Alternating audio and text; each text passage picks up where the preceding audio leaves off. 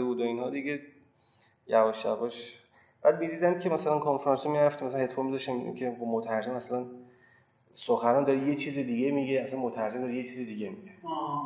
یا مثلا خیلی جاهاشو ترجمه نمی‌کنه. شما مثلا ابزرور بودید؟ آره مثلا آره شرکت می‌کردیم. چون مثلا ما اون مترجم اسکول می‌رفتیم اونجا دیدیم طرف مثلا هدفون گذاشته، اصلا می‌بینیم هدفون باز می‌کنه میذاش کنار یا حالت مثلا بی‌علاقه‌ای که اصلا چی داره ترجمه می‌کنه. اگه کسی اهل فهم بود درجا گوش رو برمی‌داشت خودش گوش میداد، ترجمه میداد که همون 60-70% که مترجم میشه برای صدای مترجم گوش نداد.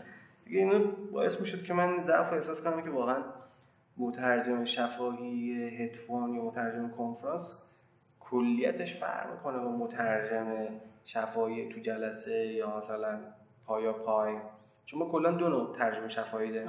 حالا بگم 3 نوع کلی که سومش تو ایران نیستش، برای سازمان مللی که حالا رئیس جمهورا میرن اونجا یه سخنرانی میکنن، مترجم متن سخنرانی داره همخوانی میکنه با رئیس جمهور. نوع سومشه. نوع اولش consecutive translation یا interpretation که همین داخل جلسه میشه، 2 نفر میشینن مثلا 2 تا رئیس جمهور نشستن، یه رئیس جمهور صحبت میکنه چند دقیقه حالا مترجم میتونه جمله به جمله ترجمه کنه یا اینکه مثلا 3 دقیقه سخنرانی رئیس جمهور اول رو یادداشت کنه با علائم ترجمه‌ای، بعد برگردونه به زبان مقصد، بعد رئیس جمهور دوم مطلب رو بگیره آنالیز کنه، بعد جواب بده، بعد ایشون یادداشت کنه دوباره ترجمه کنه. این نوع consecutive یا پایا پای.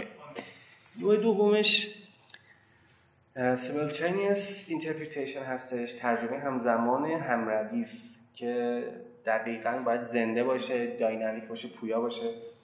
موقعی که سخنران شروع می‌کنه صحبت، دهنشو باز می‌کنه شروع می‌کنه صحبت کردن، 3 ثانیه شما فرصت داری که مطلب رو ترجمه کنی. تأخیری که بین صحبت سخنران و مترجم 3 ثانیه و پایان صحبت، این باید رعایت بشه. این ترجمه شفاهی پایا پای ببخشید همردیف هستش. بعد ولی خب خیلی‌ها اصلا همچین دیدی ندارن، فکر کنن این قضیه مثل همون جلسه‌ای هستش که مترجم وقت داره فکر کنه، جمله سازی کنه، گرامری درست کنه، یه اصطلاحی هست توش بیاره و بعضا مشکلاتی مثل مشکلات فرهنگی وجود داره، یه اصطلاحی رو می‌خوای معادل سازی کنی تو لحظه، اونجا فرصت داری، اینجا نیست و مجالی برای اشتباه وجود نداره تو این قضیه. بیشتر تو همون تو اتاقی که تو هدفون و اینا دقیقاً با هدفون فقط. بعد مترجم درجا باید بشنوه، آنالیز کنه، برگردونه و به زبان مقصد بیان کنه بدون خطا.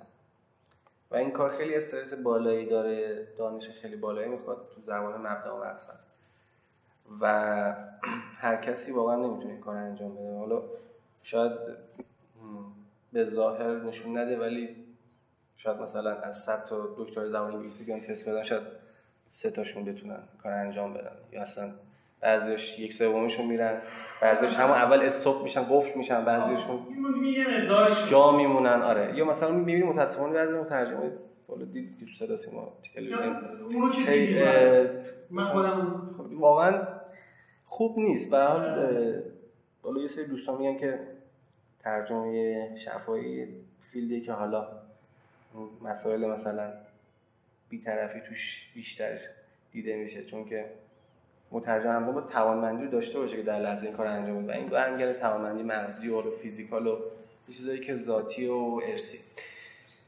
یه قسمتش هم که اکتسابی، حالا یه سری تکنیکا داره و اینها کار کردن. ولی امیدوارم که این ضعف‌ها برطرف بشه و دیگه تو کنفرانس‌ها که میریم اینجوری نباشه و این باعث میشه خب تبادلات فرهنگی بیشتر بشه، خارجی‌ها بیشتر بیان، بیشتر با ایران آشنا بشن، چون خیلی‌ها میترسن بیان، میگن بریم بیرون خطرناکه. اصلا اینطوری نیستش. اگه خارجی‌ها بیشتر بیان، بیزنس بیشتر تو ایران انجام بشه با اونها، خب در نهایت ترنوور مالی، بازگشت سرمایه بیشتره و وضعیت خودمون